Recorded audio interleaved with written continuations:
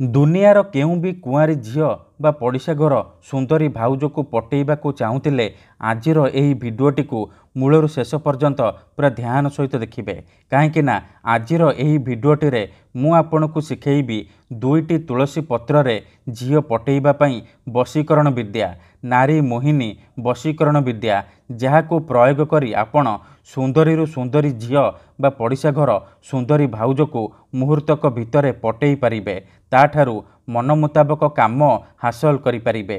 हाँ फ्रेंड्स, आपण समस्तकर इच्छा थिबो निज पसंदर से झील को पटेइबा पई विवाहिता नारी को पटेइबा पई ताठारू मन मुताबक काम हासिल करिबा पई किंतु ये एते सहज नुहे। एथिपई आमर तंत्र शास्त्ररू मु आज आपणक पई दुईटी तुलसी पत्रर एमिति एक प्रचंड महाशक्तिशाली वशीकरण नहीं आसी जहाकू आपण प्रयोग करदेले निज पसंदर केउं भी कुआरी झील बा विवाहिता नारी को मुहूर्तक भितरे पटेई पारिबे ताठारू मन चाहुतिबा काम हासिल करिपारिबे।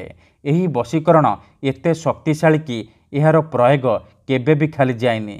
जी भी एहाकू करिछि 100% सफल होइछि। तेणु जदि आपण जेते चेष्टा करी मध्य निज पसंदर झील को पटेई पारुनाहांती पड़िशा घर भाउज को पटेई पारुनाहांती तेबे मो कथा मानी आजी दुईटी तुलसी पत्र आनी एही वशीकरण करिकी देखंतु। ग्यारंटी देउची जेउं झील आपण को भाव देउनथिला से झील पागेली परी आपण को भल पाइबो। पड़िशा घर भाउज निजे फोन करिबो हाथ धरिकी घर को डाकिबो जहा चाहिबे ताहा करिबो कोनोसी प्रकार बाधा देब नाही। नमस्कार फ्रेंड्स, आमर चैनल को आपण मानकु स्वागत। आजिर एही भिडियोटी रे मु आपनकु शिखेइबी दुईटी तुलसी पत्र साहाय्य रे झील पटेइबा पई वशीकरण विद्या नारी मोहिनी वशीकरण विद्या।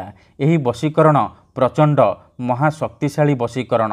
एहार प्रयोग रे आपण वर्ष वर्ष धरी भांगी जाइतिबा पुराणा प्रेम को फेराई आनी पारिबे।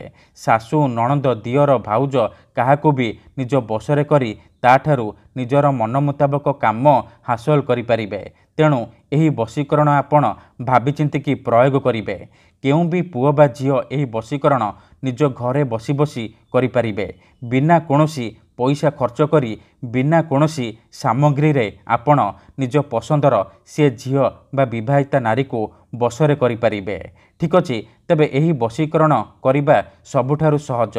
एहाकू आपण किपरि करिबे किपरि आपण तुलसी पत्र रे झील पटेइबे मु आपनकू शिखेइबी। जानिबा पई भिडियोटी को मूलरू शेष पर्यंत पूरा ध्यान सहित देखिबे। विधिटी जानिबा पूर्वरु जदि आपण आम चैनल को नुआ आसिचंती तेबे दयाकरी चैनल को सब्सक्राइब करी पाखरे थिबा बेल आइकन को मध्य दबाई दियंतु जहा द्वारा आमे जेउ भी वीडियो अपलोड करिबो सर्वप्रथमे आपण देखि पारिबे आउ तार लाभ पाई पारिबे। तेबे चलंतु जानिबा एही वशीकरण आपण किपरि करिबे। मने रखंतु एही वशीकरण विधि को आपण केवल शुक्रवार दिन करिबे।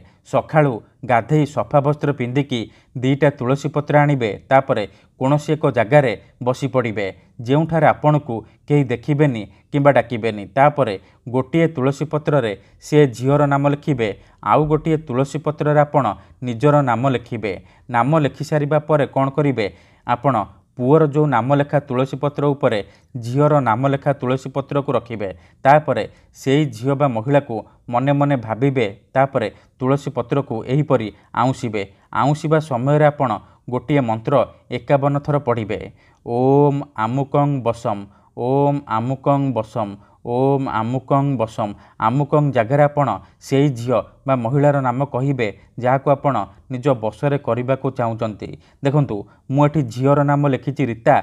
मु मंत्र को एहीपरि पढ़िबी ओम रीता बसम ओम रीता बसम। एमिति आपण मंत्र को पढ़िबे 51 थर मंत्र पढ़िबे। 51 थर मंत्र पढ़ी सारिबा परे ए तुलसी पत्र को निज मुंड उपरे 3 थर बुलेइकी एथिरे गोटिए थर फुंकी देबे। तापरे खंडे कागज रे ए तुलसी पत्र को मोड़िकी निज पॉकेट रे हो किंबा मनी पर्स रखिदेबे। ग्यारंटी देउची जेपर्यंत आपणक पाखे तुलसी पत्र थिबो से झील हेउ बा विवाहिता नारी आपणक बसरे रहिबो आपणक प्रेम रे दीवानी हेइकी रहिबो। धन्यवाद।